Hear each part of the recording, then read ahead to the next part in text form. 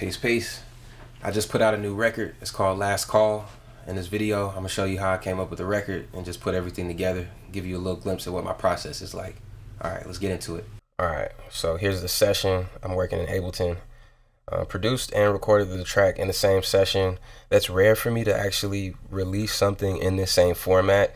However, this is how I work through all my records, completely through even my first demo mixes. I'll do my mixes entirely in Ableton. I'll break down a little bit of my process on the vocals later. I want to play through the record and then first just dive into this beat, how I came together with the beat, and then work our way backwards once I get to the vocals. So let's play through this and find a good place to stop.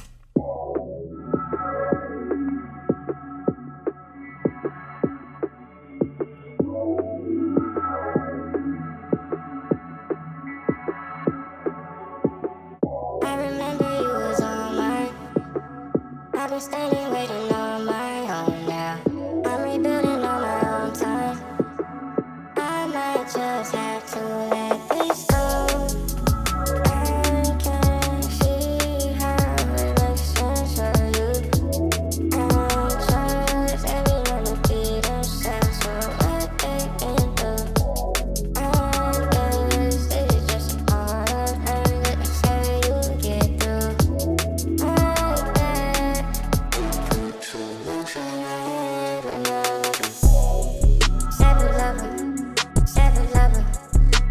Personal, but I can trust it. Savage lover, I'm tough, just coming back on my own now. Pressure, I'm under pressure. Alright, this feels like a good place to stop at off top. So this beat, first let's just jump into, I started with the keys. I made this record fairly fast. It was very much just, I caught a flow, I heard something I like. It started with me wanting to create a beat that challenged this drum and bass trap sound I've been hearing. So I was just like, yo, let's see if I can come up with something like that. We were moving fast in the generation of ideas. So I grabbed this keys loop. Just a little bit of processing on it. I'm keeping these tracks frozen for CPU reasons, but kind of unfreeze as we go. A little mid-side EQ on here, light compression. I put a doubler on here that really kind of widened the sound for me. Something I like to focus on with keys is keeping it just a little over where the drums are hitting, especially with like my kick and bass. It's something that I really just like you to feel. I don't really want it to be something that you're like hearing standing out in a beat or in a mix even. So a little bit of processing, keep the spectrum on it so I can be mindful of where it's at.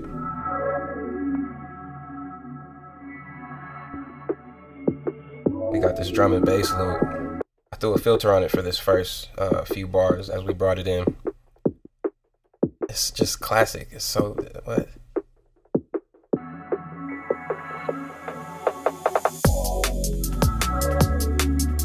A nice sub bass. Came up with this line from Omnisphere. Honestly, Omnisphere has most of my go-to bass sounds.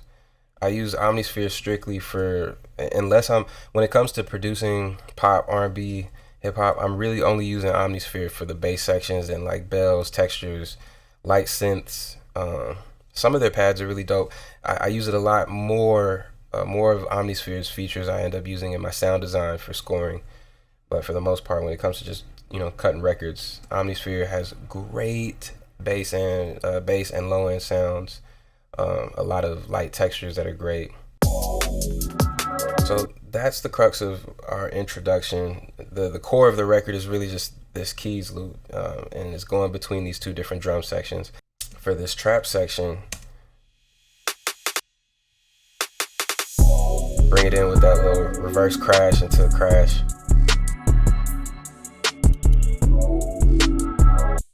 Let's see if I'll just solo all these actually. When I work with samples, I'm really using them as Lego blocks. I'm kind of like this. I cut up a few different samples to get my hi-hats, the drums, and the snare, and then just re-orchestrated that into the pattern that I desired. A nice 808 classic murder drum kit. Again, we're going for quickness. We're looking for something that's raw, that feels modern, something that feels tangible, something with some momentum. So that bass line is real simple. Like it's really just following the keys, kind of the progression of the chords. When it rises, the bass is going up, and then it starts higher. Take it a note down. Nice key stutter right there. I'm always looking for little subtle moments like that to add at the end of every four. It's different every time, whether it's a reverse, if it's a stop, if it's a drop, if it's a key stutter like that. I just think I grabbed that really from working on house and dance music and just applying that to my hip hop beats, my rap beats. Simplicity is everything. And so when you're able to add variation in any way, it's just a nice trick of the mind, so you can keep things minimal but give yourself more dynamic, more room to work with. So yeah, that's pretty much the core of the beat. Variation, even on these kicks. You know what I'm saying? At the end right there. Snare roll. Quick little roll of the hats. Just allowing space and adding a little variation like that in your production will just give the listener, it's like the same thing as viewer retention. You know what I'm saying? It's just, you got to switch it up so every moment is something new for them to hear. Then we drop out everything and just have that bass line. So you're at this all this high energy, this momentum is happening over here. Whatever, and then give some space, some room to breathe. But that low end still keeps that same, like, it keeps you grounded in the energy while the vocals are happening. Moment. And every time I bring the crash and these drum rolls back, I always have it differently. It's never the same. Here I have like a full, a full bar dropout. Right here it's really half a bar.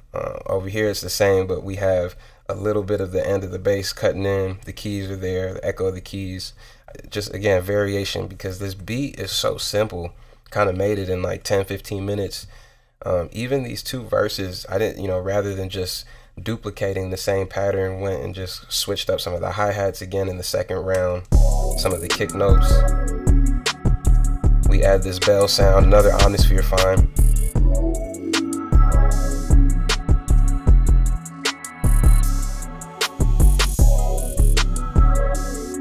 Nice pluck lead come in. And again, all of these sounds, you'll notice once the vocals come back in, these are they're very delicately placed in the background, and they're only on this ending to give the finale a sense of resolve. Something I learned scoring a lot, especially working on these shows for the stage. Resolution and resolve is so key. I felt like changing the beat might have been too much. It would have took me out of the creative energy I was in when the record was coming together. So rather than a beat change, rather than completely doing like a bridge or any chord changes, just simply adding these light layers and elements kind of really made it feel like a different space that we arrived in for the ending.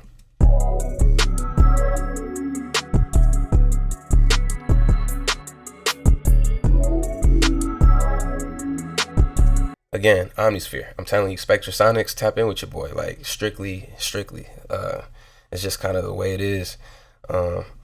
Not too much processing on those sounds either. Some chorus, filter, reverb on this little pluck line, this lead melody.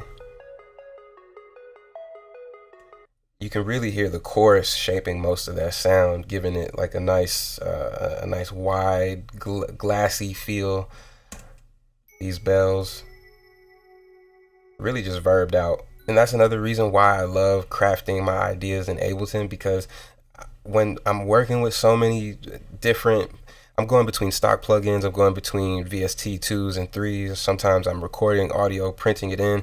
I'm freezing a lot of these tracks, and sometimes I just get a quick feeling. It's like, oh, I wish this had a little more space or depth.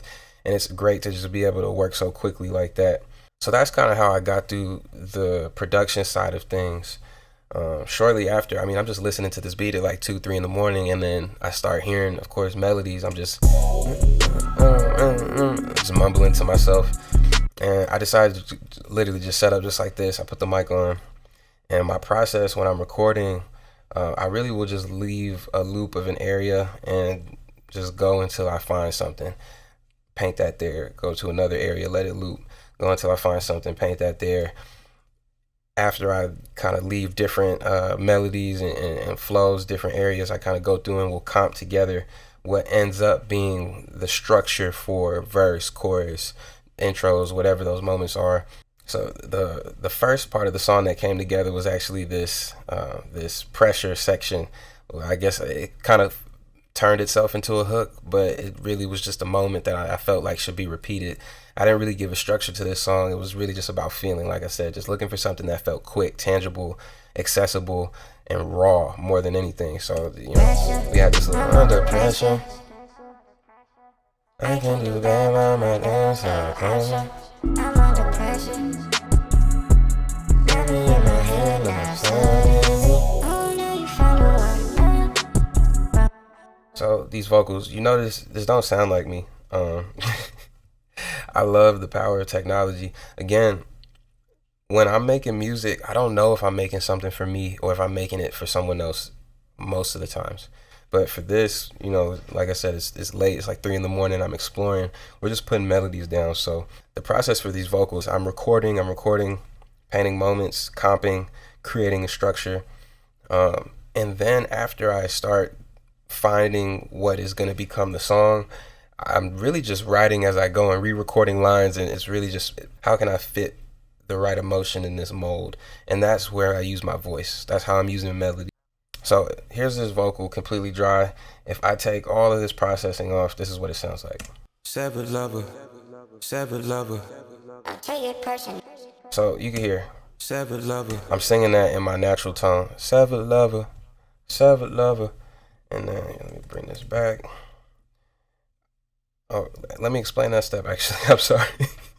So Auto-Tune and Taurus Pro, if you're not familiar with formants, it's really just messing with these tiny particles in your voice that give it different textures, and kind of it's a modulation of what it would be like if you're modulating your larynx or certain parts of your throat to adjust those tones. That's the best way I could describe it. I can't give you a better technical description as far as what I'm doing with this software, but I'm adjusting the formants to bring it to a lower texture before I pitch the vocals up 1 octave or 12 notes here, 12 steps here, and then I'm shifting the formants to a particular number. Was that 21.8, was it 80 or 88, and then 226 for my envelope. Now, there's no scientific reason why I picked these numbers. I was just scrolling and finding what felt good, and that's my rule for a lot of things. So with these vocals now, with the processing and everything, or without processing first, here's just getting tune and pitch adjusted. Severed lover, severed lover. So you can hear we're getting closer to the sound that we wanted per se, and I guess I'll just work backwards and kind of add each piece of processing as I went. And mind you, I'm not making choices based on any rules. We're just looking for the feeling. We're just sculpting right now. So even using my use of stock plugins in Ableton with some added VSTs, it was very minimal and very intentional just to try to sculpt right here. So I started by adding some light compression on top of that. Severed lover, severed lover. We EQ'd this first, but I moved my EQ to the top bus just because that was easier for me, processing wise. But severed lover, added some light compression, do the chorus on there, reverb. Severed lover. Oh, I forgot to pitch this one up.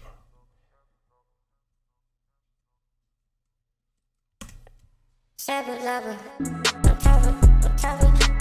Back on my own now.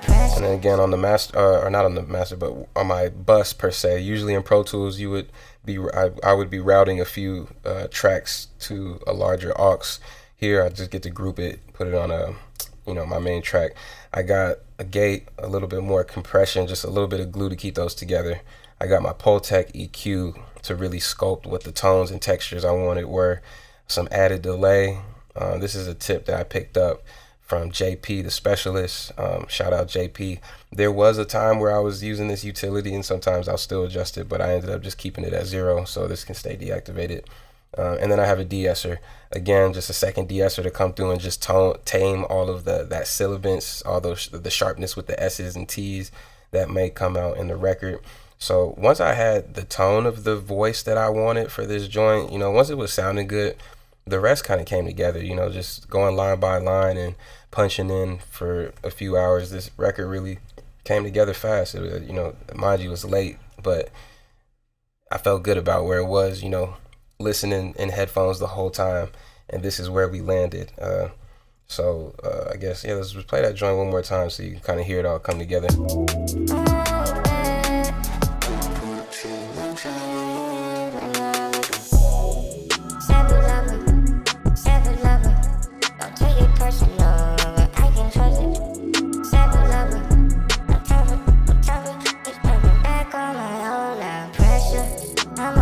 Oh yeah, don't let me forget. So you hear this lower tone come in.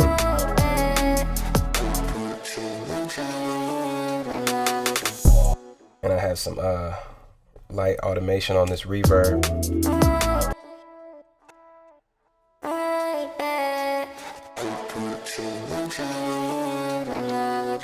Again, that was adding to, back when I was earlier in the video talking about variation at the end of every 4 and just adding moments, creating just new ideas for your listener to connect to and connect them from here I am in the verse, here I am in this next moment, we're going back to the chorus, a moment of familiarity, so it happens twice. It's almost just a crescendo moment, some texture, and I kind of tucked it down there, but it's same thing. I just recorded in my natural tone and then pitched down from here rather than pitching up. This is one of my favorite records right now simply because of how it came together. We were looking for something raw. We were looking for something quick and tangible, something that felt found on TikTok, honestly, just something that felt fun and modern. And I'm happy with where I ended up. And as you see, this was really working all in Ableton. I did my mix here and then I did mastering in a separate session. Not gonna give out that sauce yet, and I'm waiting. You'll see why soon, so stay tuned. If you have any questions, don't hesitate to drop those in the comments or shoot me a message on any of my social medias. Also, you can jump in my Discord. If you found something helpful in this video, please save, like, share it, subscribe, all that fancy stuff, and stay tuned in for more. Until next time, peace.